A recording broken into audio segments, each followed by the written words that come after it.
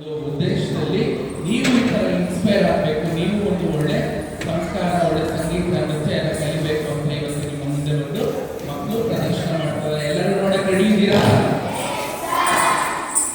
Voice ಕೇಳಿಸ್ತಾ ಇಲ್ಲ, ಎಲ್ಲರೂ ರೆಡಿ ಇದ್ದೀರಾ? ಮೊದಲನೇದಾಗಿ ಇವತ್ತು ಫಸ್ಟ್ ಡ್ಯಾನ್ಸ್ ಇವತ್ತು ಏನಿರುತ್ತೆ ಅಂತಂದ್ರೆ ಒಂದು 3 ಡ್ಯಾನ್ಸ್ ಮಾಡ್ತಾರೆ. ಅದ್ರ ಮಧ್ಯೆ ನಾನು ಒಂದಷ್ಟು ಕುಡಿಸ್ತಾ ಎಲ್ಲ ಹೇಳ್ತೀನಿ. ಯಾರ್ಯಾರು ಆನ್ಸರ್ ಮಾಡ್ತೀರೋ ಅವ್ರಿಗೆ ಸರ್ಪ್ರೈಸಸ್ ತಗೊಂಡ್ಬರ್ತೀನಿ, ಅವ್ರಿಗೆ ಗಿಫ್ಟ್ಸ್ ಕೊಡ್ತೀನಿ. ಎಲ್ಲರೂ ರೆಡಿ ಇದ್ದೀರಾ ನೋಡೋಕ್ಕೆ? ಮೊದಲನೇದಾಗಿ ಒಂದು ನೃತ್ಯ ಪ್ರಸ್ತುತಿನ ನೋಡ್ತೇವೆ. ಶಿವನ್ ಮೇಲೆ ಒಂದು ಡ್ಯಾನ್ಸ್ ಮಾಡ್ತಾರೆ 3 ಜನ ಆಗ್ತಂದ್ರೆ. ಇವತ್ತು ಯಾರ್ಯಾರಿದ್ದಾರೆ ನಮ್ಮ ಜೊತೆ ಅಂದ್ರೆ ಸಂಸ್ಕೃತಿ ಕೇಶವನ್ ಸ್ಟೇಜ್ ಮೇಲೆ ಬನ್ನಿ.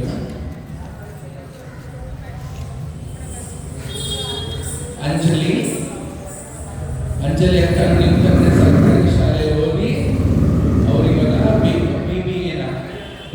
ಮಾಡಿ ಡ್ಯಾನ್ಸ್ 10-15 ವರ್ಷದ ಕಲಿತು ತುಂಬಾ ಮಕ್ಕಳಿಗೆ ಪಾಠ ಮಾಡ್ತಾರೆ, ಚೆನ್ನಾಗಿ ಡ್ಯಾನ್ಸ್ ಹೇಳ್ಕೊಡ್ತಾರೆ. She is doing very good.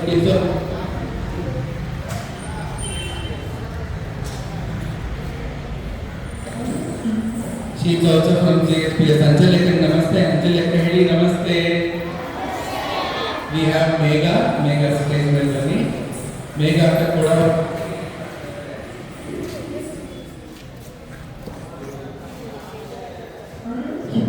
ಅವರು ಇಂಜಿನಿಯರಿಂಗ್ ಮಾಡ್ತಾ ಇದ್ದಾರೆ, ಅದ್ರ ಜೊತೆಗೆ ನೃತ್ಯ ಅಭ್ಯಾಸ ಮಾಡ್ತಾ ಇದ್ದಾರೆ. ಸೊ ಅರ್ಥ ಏನು, ನಮ್ಮ ವಿದ್ಯೆ ಜೊತೆಗೆ ಒಂದು ಕಲೆ ನಮ್ಮ ಜೊತೆಗೆ ಇರಬೇಕು ಅಂತ. ಅವ್ರದ್ದು ಡ್ಯಾನ್ಸ್ ಮಾಡೋಕೆ ರೆಡಿನ ಹೇಳಿದ್ರು.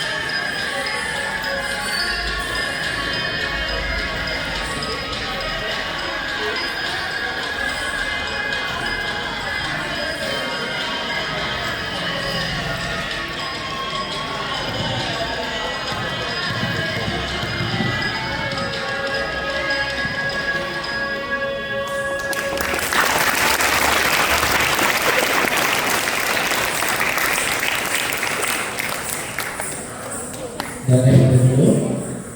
ಒಂದು ಚಿಕ್ಕ ರಸಪ್ರಶ್ನೆ ಇರುತ್ತೆ. ನನ್ನ ಪ್ರಶ್ನೆ ಕೇಳಿದಾಗ ಆ ಮಕ್ಕಳು ಕೈ ಎತ್ತಬೇಕು. ನಾನು ಕರಿತೀನಿ ಯಾರು ಅಂತ, ಅವ್ರು ಸ್ಟೇಜ್ ಮೇಲೆ ಬಂದು ಉತ್ತರ ಕೊಡು. ಸರಿನಾ? ನಮಗೆ ಸ್ವಚ್ಛ ಭಾರತ ಮತ್ತು ಪ್ಲಾಸ್ಟಿಕ್ ಮುಕ್ತ ದೇಶ ಆಗಬೇಕು. ಹೌದಾ? ಸ್ವಚ್ಛ ಭಾರತ ಅಭಿಯಾನ, ಸ್ವಚ್ಛ ಭಾರತ ಅಭಿಯಾನ ಮತ್ತು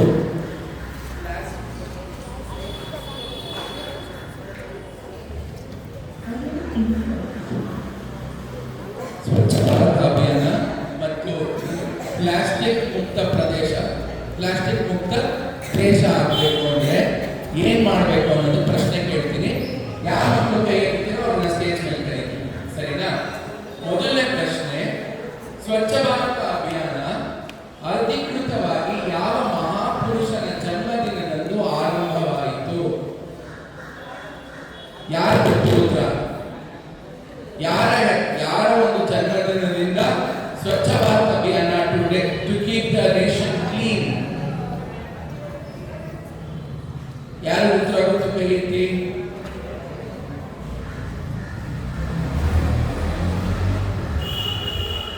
ಯಾರ್ಯಾರ ಗೊತ್ತಾ? ಮಹಾತ್ಮ ಗಾಂಧೀಜಿ. ಸರಿಯಾದ ಉತ್ತರ ಏನು? ಇನ್ನೊಂದು ಪ್ರಶ್ನೆ ಕೇಳ್ತೀನಿ. ನಾವು ರಸ್ತೆಯಲ್ಲಿ ಹೋಗ್ಬೇಕಾದ್ರೆ ಚಾಕ್ಲೇಟ್ ಏನಾದ್ರು ತಿಂತೀವಿ, ಅದು ಪ್ಲಾಸ್ಟಿಕ್ ಕವರ್, ಹೌದಾ?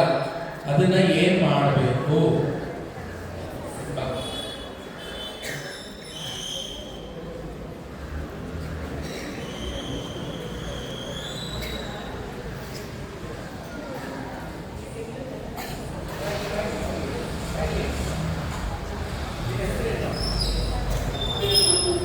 ಚಾಕ್ಲೇಟ್ ತಿಂದ್ರೆ ಚಾಕ್ಲೇಟ್ ಪೇಪರ್ನ ಏನ್ ಮಾಡಬೇಕು? ಡಸ್ಟ್ಬಿನ್ ಹಾಕ್ಬೇಕು. ಸರಿಯಾದ ಉತ್ತರ. ರಸ್ತೆ ಬಿಸಾಡ್ಬೇಕಾ? ಇಲ್ಲ. ಎಲ್ಲ ಹಾಕ್ಬೇಕು ನಾವು ಪ್ಲಾಸ್ಟಿಕ್ ಪೇಪರ್ನೆಲ್ಲ ತಗೊಂಡ್ರಿ. Very good. ನಿನ್ ಕೈ ತುಂಬಾ ಎಷ್ಟು ಬರುತ್ತೋ ಅಷ್ಟು ಚಾಕ್ಲೇಟ್ ನೀನೇ ಕೈ ತಗೋಬೇಕು. ಕ್ಯಾರೆಟ್ ಒಂದು ಕೈ. Very good, super, thank you. ಪ್ರಶ್ನೆ, ಒಂದು ಪ್ಲಾಸ್ಟಿಕ್ ಬಾಟಲ್ ಅಥವಾ ಯಾವ್ದಾದ್ರು ಪ್ಲಾಸ್ಟಿಕ್ ಹಾಕ್ಬೋದು, ಅದನ್ನ ನಾವು ಮಣ್ಣಲ್ಲಿ ಹಾಕ್ಬಿಟ್ರೆ ಅದು ಮಣ್ಣಲ್ಲಿ ಕರಗಕ್ಕೆ ಎಷ್ಟು ವರ್ಷ ಬೇಕಾಗತ್ತೆ? ಬಾ.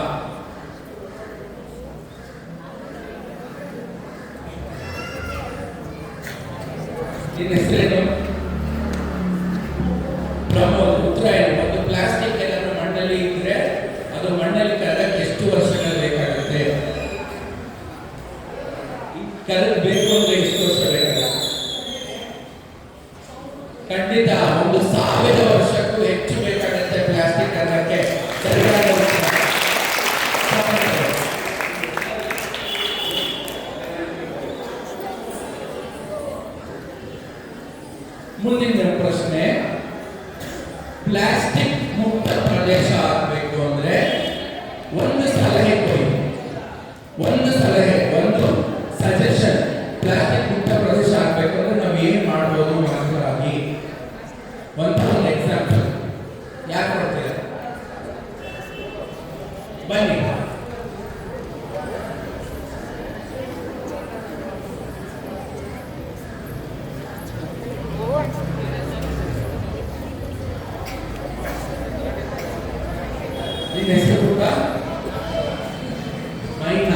ಏನು ಉತ್ತರ ಏನು? ಯಾವ ಥರ ಕಡಿಮೆ ಮಾಡ್ಬೋದು? ಅದೇ ಏನು ಮಾಡ್ಬೋದು? ಏನು ಮಾಡ್ಬೋದು? Very good. Plastic bottles reuse ಮಾಡಬಹುದು. ಪ್ಲಾಸ್ಟಿಕ್ ಚೀಲ ಬಂದು ಬಟ್ಟೆ ಚೀಲ ತಗೊಂಡು ಹೋಗ್ಬೋದು. ಹೌದಾ? ಹಂಗೆ ನಾವು ಪ್ಲಾಸ್ಟಿಕ್ನ ಕಡಿಮೆ ಮಾಡ್ಬೋದು. Chocolate very good, super. ಇನ್ನೊಂದು ಪ್ರಶ್ನೆ ಕೇಳ್ತೀನಿ, ಅದಾದ್ಮೇಲೆ ಡ್ಯಾನ್ಸ್ ಮಾಡೋಣ. ಅದಾಗಿ ಇನ್ನೊಂದು ರಸಪ್ರಶ್ನೆ ಜೊತೆ ನಮ್ಮ ಕಾರ್ಯಕ್ರಮ ಮುಗಿಸೋಣ. ಸರಿನಾ? ನಮ್ಮಲ್ಲಿ ಗಂಡು ಶಿಕ್ಷಣದ ಜೊತೆ ಹೆಣ್ಣು ಮಕ್ಕಳ ಶಿಕ್ಷಣ ಬಹು ಮುಖ್ಯ. ಯಾರ್ಯಾರು ಹೆಣ್ಮಕ್ಳು ಓದಬಾರದು ಅಂತಿರೋ ಕೈ ಎತ್ತಿ. Very good. ಹೆಣ್ಮಕ್ಳ ಶಿಕ್ಷಣ ತುಂಬಾ ಮುಖ್ಯವಾದದ್ದು. All child girl education and complete education, ಸಂಪೂರ್ಣ ಶಿಕ್ಷಣ ತುಂಬಾ ಮುಖ್ಯ ಆಗುತ್ತೆ. ಇದ್ರ ಮೇಲೆ ಎರಡು ಪ್ರಶ್ನೆ ಕೇಳ್ಕೊಂಡು ಆಯ್ತಾ? ಪರಿಸರ ಪುತ್ರಿ ಎಂದು ಕರೆಯಲ್ಪಡುವ ನೂರಾರು ಆಲದ ಮರಗಳನ್ನು ಬೆಳೆಸಿ ಪದ್ಮಶ್ರೀ ಪ್ರಶಸ್ತಿ ಪಡೆದ ಕರ್ನಾಟಕದ ಹಿರಿಯ ಮಹಿಳೆ ಯಾರು?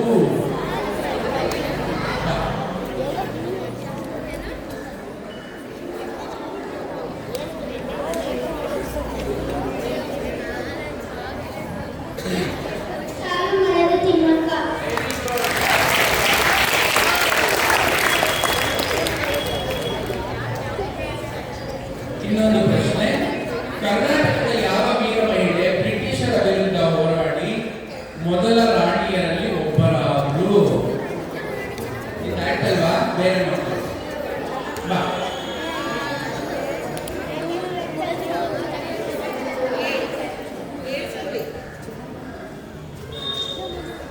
ಏನಿನ ಹೆಸರು? Very good.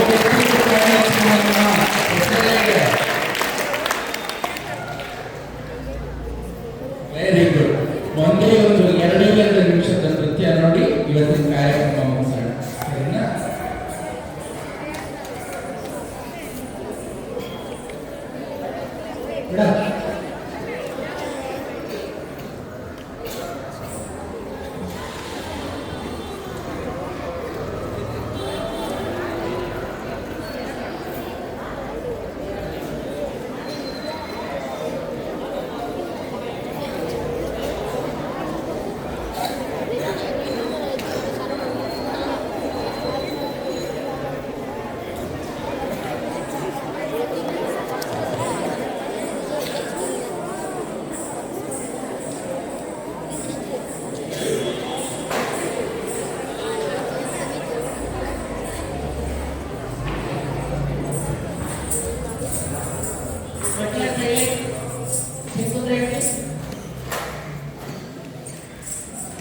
ಬೆನ್ನು ನೇರ ಮಾಡಿ.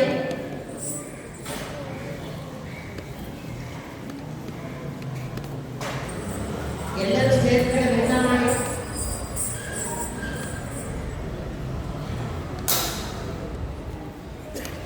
ನೋಡಿ, ನಿಮಗೆ ದಿನನಿತ್ಯಗಳು ಬೆಳಗ್ಗೆ ಇದ್ರೆ ಸಂಜೆವರೆಗೂ ಎಷ್ಟೆಷ್ಟು ಸಲ ನೀವು ಕೈ ತೊಳಿತೀರ, ಯಾವ ಥರ ತೊಳಿಬೇಕು, ನೀರನ್ನು ಕೂಡ ಯಾವ ಥರ ಯೂಸ್ ಮಾಡಬೇಕು, ಸೋಪು ಅಥವಾ ಡೆಟಾಲ್ ಹಾಕಿದ್ರೆ ಅದನ್ನು ಹೋಗೋದು ಎಲ್ಲಿ ಸಂದಿನಲ್ಲಿ ಹೇಗೆ ನಾವು ಅದನ್ನು ಹೋಗ್ಲಾಡಿಸ್ಬೇಕು ಅನ್ನೋದ್ರ ಬಗ್ಗೆ ಅವೇರ್ನೆಸ್ ಕೊಡೋದಕ್ಕೆ ನಮ್ಮ BBMP ಕುಮಾರ್ ಅವರು ಅವರ ಸಿಬ್ಬಂದಿ ವರ್ಗದವರು ಬಂದಿದ್ದಾರೆ. ಇದನ್ನು ಸಾಕಷ್ಟು ಸಲ ನಿಮಗೆ ಅವೇರ್ನೆಸ್ ಕೊಟ್ಟಿದ್ದಾರೆ. ಅವ್ರಿಗೂ ನಂತರ ಒಂದು GPA ಫೋಟೋ ಬೇಕು. ನಾವು ಫೋಟೋ ಕ್ಯಾಪ್ಚರ್ಸ್ ಎಲ್ಲ ಇವತ್ತು ಅಟೆಂಡೆನ್ಸ್ ಎಲ್ಲೆಲ್ಲಿ ಏನೇನು ಕೊಟ್ಟರು, ಯಾವ ಮಾಹಿತಿ ಹೇಳಿದ್ರು ಅನ್ನತಕ್ಕಂಥ ಒಂದು ಅಂಶಗಳನ್ನು ಅವರು ಕೂಡ ಈಗ ಅವರ ಒಂದು ಮೇಲಧಿಕಾರಿಗಳಿಗೆ ಕಳಿಸ್ಬೇಕಾಗಿರುತ್ತೆ. ಗಮನ ಇಟ್ಟು ಬೆನ್ನು ನೇರ ಮಾಡಿ ಕುತ್ಕೋಬೇಕು. ಆಮೇಲೆ ದಿನನಿತ್ಯ ಇಲ್ಲಿ ಕಸ ಎಷ್ಟಾಗ್ತಿರ್ತೀರ, ಹೊರಕಸ ಬೇರೆ ಹಸಿಕಸ ಬೇರೆ ಅಂತ ಅಷ್ಟು ಪಡ್ಕೋತಾರೆ, ಅಷ್ಟು ಹೇಳಿರ್ತಾರೆ ಟೀಚರ್ಸು ಆಯೋಗಳು ಎಲ್ಲನೂ ತಗೊಂಡೋಗಿ ನಮ್ಮಲ್ಲಿ ಎಷ್ಟು ರೇಟ್ ಇರ್ತಾರೆ ಗೊತ್ತಾ?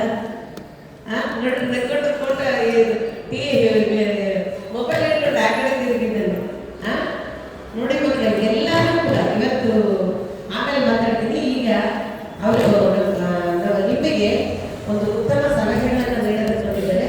ಅವರಿಗೆ ನಮ್ಮ ಶಾಲಾ ಸಿಬ್ಬಂದಿ ಪರವಾಗಿ ಮತ್ತು ನನ್ನ ವೈಯಕ್ತಿಕವಾಗಿ ಹಾಗೆ ಮಕ್ಕಳ ಪರವಾಗಿ ನಾನು ಈ ಒಂದು ಕಾರ್ಯಕ್ರಮವನ್ನು ನಿಮಗೆ ಹೇಳಲಿಕ್ಕೆ ನಾನು ಸ್ವಲ್ಪ ಬಯಸ್ತೀನಿ.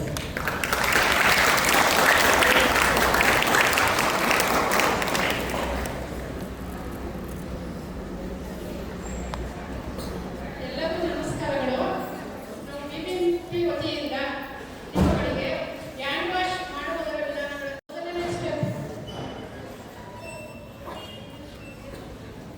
ಮೊದಲನೇ ಸ್ಟೆಪ್ ನೋಡಿ, ನಾನು ಹೇಳ್ತೀನಲ್ಲ, ಹ್ಯಾಂಡ್ ವಾಶ್ ಹೋಗ್ತಿದ್ರೆ ಇಲ್ಲಿ ಹಾಕಬೇಕು. ಆಯ್ತಾ? ಎರಡನೇ ಸ್ಟೆಪ್ಪು ಈ ರೀತಿ ಇಟ್ಕೊಳ್ಳಿ. 7 ಸ್ಟೆಪ್ಗಳಿದೆ.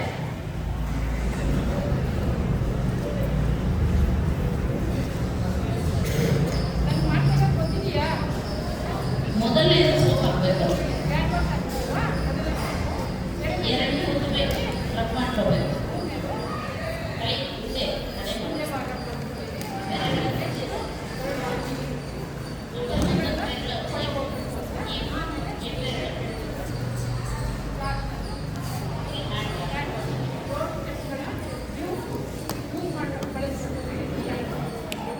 ಎದುರು ಮಾಡ್ತೀವಿ ಡೈಲಿ ಕೈ ಕೊಡಿದ್ರೆ ಮಾಡ್ಬಾರ್ದು. ಏನೇ ಮಾಡಬೇಕು ಮೇಡಮ್ ಏನೇ ಮಾಡಬೇಕು ಇಲ್ಲಾಂದ್ರೂ ಏನಿದೆ ಅದು ನೀಟಾಗಿ ಮಾಡಬೇಕು. ಮಾಡಿ ಸ್ವಲ್ಪ ನೀರು ಬಿಟ್ಕೊಳ್ಬೇಕು. ನೀರು ಮತ್ತೆ ಲೈಟಾಗಿ ನೀರು ಸ್ಟಾರ್ಟ್ ಮಾಡಿ ಮುಂದೆ ಕ್ಲೋಸ್ ಮಾಡಬೇಕು. ಎಷ್ಟು ಸಮಯ ಕೊಟ್ಟಿದ್ದಕ್ಕೆ ಶಾಲಾ ವತಿಯಿಂದ ಮೇಡಮ್ ಅವರಿಗೆ ಮತ್ತು ಎಲ್ಲ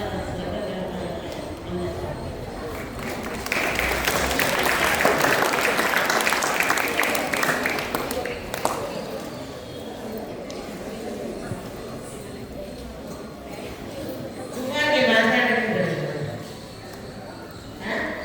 ಮಾತಾಡಿದ್ರೆ ಚೆನ್ನಾಗೇ ಮಾತಾಡ್ತಾರೆ. ಅದರ ವೈದ್ಯರುಗಳಕ್ಕೆ ನಾಚಿಕೆನೋ ಸಂಕೋಚನೋ ಅದು ಗೊತ್ತಾಗ್ತದೆ. ನೋಡಿ, ಇವರ ಒಂದು ಉಪಸ್ಥಿತಿಯಲ್ಲಿ ಅಂದರೆ ಬಿಬಿಎಂಪಿ ಸಿಬ್ಬಂದಿ ವರ್ಗದವರು ಇವತ್ತು ನಾವೇನು ABC ಅಂತ ನೌಕರರ ಒಂದು ಬಳಗ ಇದೆ, ಅವ್ರ ಕೊನೆ ಸಿಗಿಂತ ಕೊನೆ ಅವರ ಡಿಸಿಗ್ನೇಷನ್ ಇದ್ರು. ಆದರೆ ಅವರು ಇವತ್ತು ನಮ್ಮ ಕ್ಲಾಸ್ 1 ಆಫೀಸರ್ಸ್ಗಿಂತ ಗ್ರೇಟ್. ಜೋರು ಚಪ್ಪಾಳೆ.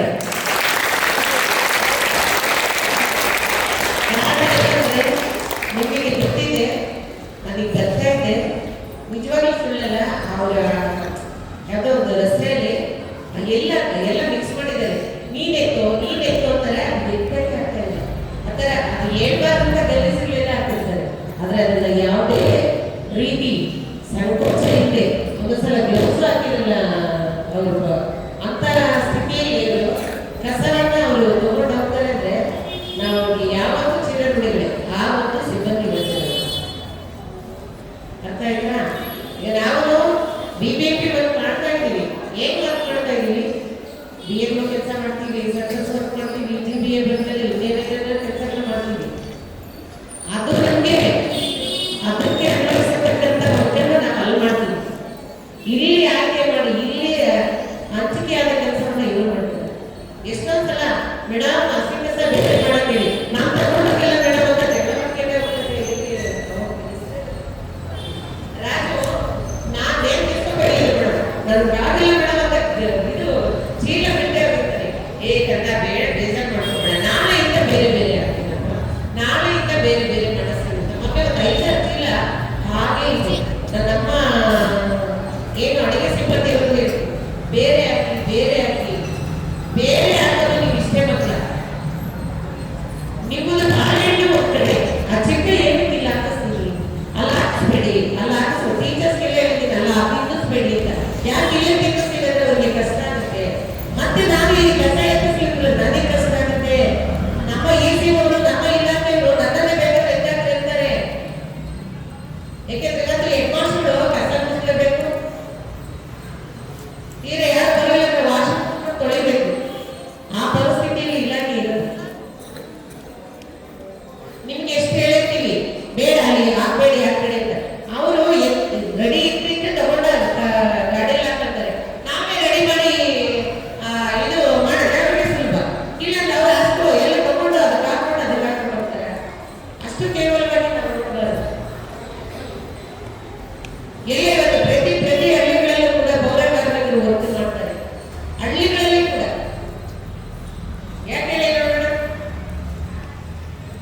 ಸೀಮಿತವಾದ ಕೆಲಸವನ್ನ ನಾವು ನಿಷ್ಠೆಯಿಂದ ಮಾಡಬೇಕು. ನಿಮಗೆ ಕೊಟ್ಟಂತದ ಹೊಟ್ಟೆ ಅಲ್ಲೆಲ್ಲ ಎಸೆದಿಲ್ಲ ನೆನಪು ಅಕ್ಕ ಚೀಲ ಇಟ್ಟಿರೋದು ತಿನ್ನಕ್ಕಿದ್ರೆ ತಗೊಳ್ಳಿ, ಇಲ್ಲ ಅಂದ್ರೆ ಬೇಡ ಅಂತ ಬರ್ಕೊಡಿ. ನಾವು ಬೇಡ ಅಂತ ಪೂರ್ತಿ ಹೊಟ್ಟೆನೇ ಬೇಡ ಅಂತ ಬರೋದು ಕೊಡ್ತೇನಿಲ್ಲ ನಾ ಇಲಾಖೆ. ಹಾಗಾಗಿ ಅವರ ಒಂದು ಇವತ್ತು BBMP ಇವರು ನಮ್ಮ ಶಾಲೆ ಯಾವಾಗ ಕೇಳಿ ಕುಮಾರ್ ಇಂಧನ ಸ್ವಲ್ಪ ಕಸ ಇದೆ ಆ ಕಡೆ ಎಲ್ಲ ಗಲೀಜು ಬಿದ್ದಿದೆ ಅಂದ್ರೆ ಆಯ್ತು ಮೇಡಮ್ ಇನ್ನೊಂದು ಅರ್ಧ ಗಂಟೆ ಕಳಿಸ್ತೀನಿ ಅಂತ ಕ್ಲೀನ್ ಮಾಡಿಸ್ಕೊಟ್ಟಿದ್ದಾರೆ. ಈಗ ಅದನ್ನು ಕೂಡ ಅವಾಗ ಬಾಬುನೇ ಮಾಡ್ತಾರೆ. ಆದ್ರೆ ಅವನು ಕಲ್ಲಕ್ಕೆ 15 ದಿನ ಆಗಿದೆ ಗೊತ್ತೇ ಇಲ್ಲ, ಏನೋ ಒಂದು ಕಾರಣ ಇರ್ತಾನೆ. ಅವಾಗ ನಾನು ಕುಮಾರ್ಗೆ ಮೇಲೆ ಮೇಲೆ ಫೋನ್ ಮಾಡ್ತಾ ಇರ್ತೀನಿ. ಅದಕ್ಕೆ ದಯವಿಟ್ಟು ಇದೆಲ್ಲ ಟೈಮಿಂಗು. ನಾನು BBMP ವರ್ಕರು, ನಾನು ಎಜುಕೇಶನ್ ಡಿಪಾರ್ಟ್ಮೆಂಟ್ ಇಲ್ಲ, ಎಲ್ಲ ಟೈಮಿಂಗು. ಒಬ್ಬರಿಗೊಬ್ರು ಗೌರವ, ಅಭಿಮಾನ, ಆತ್ಮೀಯತೆ ಇದ್ದಾಗ ಮಾತ್ರ ಆ ಕೆಲಸವನ್ನು ಚೆನ್ನಾಗಿ ಸಕ್ಸಸ್ಫುಲ್ ಆಗೋದು ಅಂತ ಹೇಳ್ತಾ ಆ ಸಿಬ್ಬಂದಿ ವರ್ಗದವರಿಗೆಲ್ಲ ನಾನು ಧನ್ಯವಾದಗಳನ್ನು ಹೇಳ್ತೀನಿ.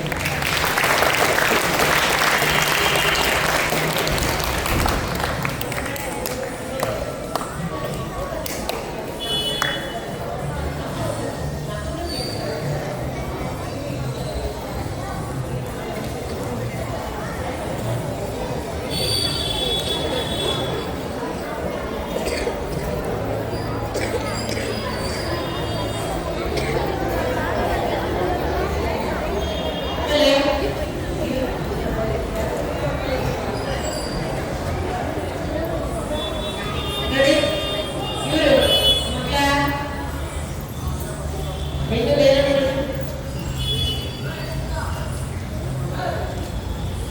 ಈ ಸುಮಿತ್ರ ನೃತ್ಯ ಕಲಾನಿ ಕೇಂದ್ರ ಇವರು ನಮ್ಮ ಇದು ಹೆಸರು ಕೇಳಿದ್ದು ಇವಾಗ ಗೊತ್ತಿಲ್ಲ, ಈಗ ಬಂದಾಗ ನೋಡಿದ್ದು ನಮ್ಮ ಶಾಲೆಗೆ ಒಬ್ಬರು ಪವಿತ್ರ ಅಂತ ಅವರ ಮಗಳು 5th ಸ್ಟ್ಯಾಂಡರ್ಡ್ ಅಲ್ಲಿ ಇದ್ದಾರೆ. ಈ ಕಡೆ ಅವರು ನನ್ನ ಒಂದು 10-20 ದಿನದಿಂದ ಕೇಳ್ತಿದ್ರು, ಮೇಡಮ್ ಯಾವ್ದಾರ ಒಂದು ಶನಿವಾರ ಯಾವ್ದಾರ ಒಂದು ಶನಿವಾರ ಅಂತ 3ನೇ ಶನಿವಾರ ಹೇಳಿದ್ವಿ. ಅವ್ರ ನಮಗೆ ಟೀಚರ್ಸ್ಗೆ ನೋಡಿತ್ತು. ಆಮೇಲೆ ಲಾಸ್ಟ್ ವೀಕಲ್ಲಿ ಫೋನ್ ಮಾಡಿದ್ರು, ಅವ್ರು ಯಾರು ಫೋನ್ ಮಾಡಿದ್ರು ನಾನು ದಯವಿಟ್ಟು ಬೇಜಾರು ಮಾಡ್ಕೊಬೇಡಿ, ಬೆಳಗ್ಗೆಯಿಂದ ಮಾತಾಡಿರ್ತೀವಿ ಸಾಕಾಗಿರುತ್ತೆ, ಟ್ರಾವೆಲ್ ಮಾಡಿರ್ತೀವಿ ಸಾಕಾಗಿರುತ್ತೆ, ಇಲ್ಲೇ ಇರ್ತೀವಿ ಸಾಕಾಗಿರುತ್ತೆ, ಫೋನ್ ಮಾಡಿ ನನಗೆ ಅದರ ಬಗ್ಗೆ ಹೇಳಿದ್ರೆ ನಾನು ಆಮೇಲೆ ಮಾಡ್ತೀನಿ, ದಯವಿಟ್ಟು ತಗೊಂಡಿದ್ದೀನಿ ಅಂತ. ಯಾಕೆಂದ್ರೆ ನನ್ನದು ಜೀವನೇ ಬರೀ ಮಾತ್ರ ನಾನು ಓದ್ಕೊ, ಅದಕ್ಕೆ ಬಾಡಿ ಎಲ್ಲ ಬೇಕಂತ ಇರುತ್ತೆ, ನನ್ನದು ಬೆಟ್ಟೆಲ್ಲ ಬೇಕಂತ ಇರುತ್ತೆ. ಹಾಗಾಗಿ ನಾನಿವಾಗ ಅನಿರೀಕ್ಷಿತ ಈ ಒಂದು ಪ್ರೋಗ್ರಾಮ್ ಮತ್ತೆ ಉಳಿದಿರಲಿಕ್ಕೆ ಅಂದರೆ ಎಕ್ಸಾಮ್ ಬರುತ್ತೆ ಅಂತ ಒಂದು ಕಾರಣಕ್ಕೋಸ್ಕರ ಇವತ್ತು ಮುಗಿಸ್ಬಿಟ್ಟಿದ್ದೇನೆ. ಅವ್ರು ಕೇಳ್ಕೊಂಡ್ರೆ ಬಂದು ಮೇಡಮ್ ಹಿಂಗೆ ಅಂತ ಇಲ್ಲ ಮತ್ತೆ ಸಮಯ ನೋಡ್ಕೊಂಡು ಹೇಳ್ತೀನಿ ಅಂದರೆ ಅವ್ರಿಗೂ ಬೇಜಾರಾಗಿರ್ಬೋದು, ನಿಮಗೂ ಬೇಜಾರಾಗಿರ್ಬೋದು. ಮುಗಿಸ್ಕೊಳ್ಳಲಿಕ್ಕೆ ಇಲ್ಲಿ ಇಲಾಖೆಯ ಕೆಲಸಗಳೇ ಸಾಕಷ್ಟು ಇರುತ್ತೆ. ಆದರೂ ಕೂಡ ಯಾವುದೋ ಶನಿವಾರ ನಾವು ಮಾಡೋದಕ್ಕೆ ರಿಸ್ಕ್ ಇಲ್ಲ. ಮಕ್ಕಳಿಗೆ ಅದರ ಬಗ್ಗೆ ಒಂದು ಒಲವು ಬಂದು ಮಕ್ಕಳು ಕೂಡ ಯಾರಾಗ ಇರೋರು ಗಂಡು ಮಕ್ಕಳಾಗಿರ್ಬೋದು ಹೆಣ್ಮಕ್ಳಾಗಿರ್ಬೋದು ಇಂಥ ಒಂದು ವೃತ್ತಿಗಳನ್ನ ಅಭ್ಯಾಸ ಮಾಡಿಕೊಂಡ್ರೆ ಸಾಕಷ್ಟು ಟಿವಿ ನೋಡ್ತೀವಿ, ಇಂಥವೆಲ್ಲ ನೋಡಲ್ಲ, ಬೇರೆ ಬೇರೆ ನೋಡ್ತಾರೆ. ಈ ಥರದ ಶಿಕ್ಷಣ ಕೂಡ ನಿಮಗೆ ಬಹಳ ಅಗತ್ಯ. ನಿಮ್ಮ ಲೈಫ್ ಕೂಡ ನೀವು ಉಳಿಸ್ಕೋಬೋದು, ನೀವು ಚೆನ್ನಾಗಿ ಅಭ್ಯಾಸ ಮಾಡಿ. ಅದಕ್ಕೆ ಈ ಕೊನೆತ ಹೇಳಿದಂತ ಇಲ್ಲಿ ಪ್ರೋಗ್ರಾಮ್ ಕೊಡಿ ಮೇಡಮ್ ಅಂತ ಕೇಳಿ ಅರೇಂಜ್ ಮಾಡಿರ್ತಕ್ಕಂಥ ಒಂದು ವ್ಯವಸ್ಥೆನ ಲಿಂಕ್ ಅನ್ನ ಕೊಡೋಣ ಕೊನೆತ ಪೇರೆಂಟ್ಸ್ಗೆ ಜೋರು ಚಪ್ಪಾಳೆ. ಆಮೇಲೆ ನೇತ್ರಾವತಿಗಳು ಒಂದು 2 ಸಲ ಮಾಡಿದ್ದಾರೆ. ಅವ್ರು ಫೋನ್ ಮಾಡಿದಾಗೆಲ್ಲ ನಾನು ಬಿಸಿಲೇ ಇದ್ದೀನಿ, ಆದರೂ ಕೊಡ್ತೀನಿ ಅಂತ ಹೇಳಿದ್ದೆ, ಕೊಟ್ಟಿದ್ದೀನಿ. ಅವರು ಕೂಡ ಈ ಒಂದು ಕಾರ್ಯಕ್ರಮನ ಇಲ್ಲೇ ಮಾಡಿಸೋಣ ಅಂತ ಒಂದು ಮನಸ್ಸು ಲಾಸ್ಟ್ ಹೇಳಿದೆ. ಅವ್ರಿಗೂ ಕೂಡ ನೇತ್ರಾವತಿ ಅಂತವ್ರಿಗೆ ಅವ್ರಿಗೂ ಕೂಡ ಜೋರು ಚಪ್ಪಾಳೆ.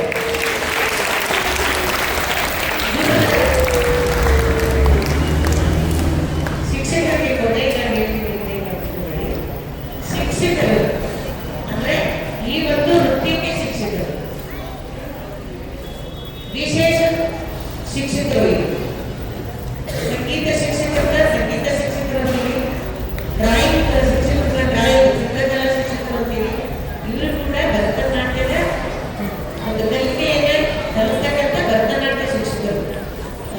ಶ್ರೀಯುತ ಗುರುರಾಜ್ ಅವರು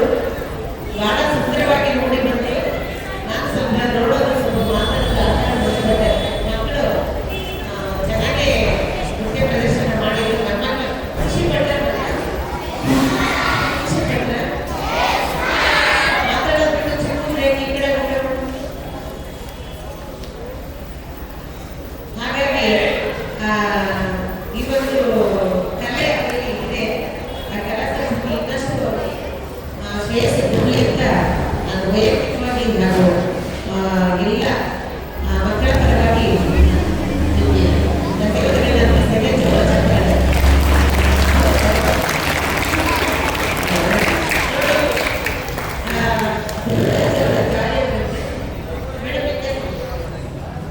ಸುಮಾರು ಮಗನಿಗೆ ಒಳ್ಳೆ ಶಿಕ್ಷಣ ಕೊಡಿಸಿದ್ದಾರೆ.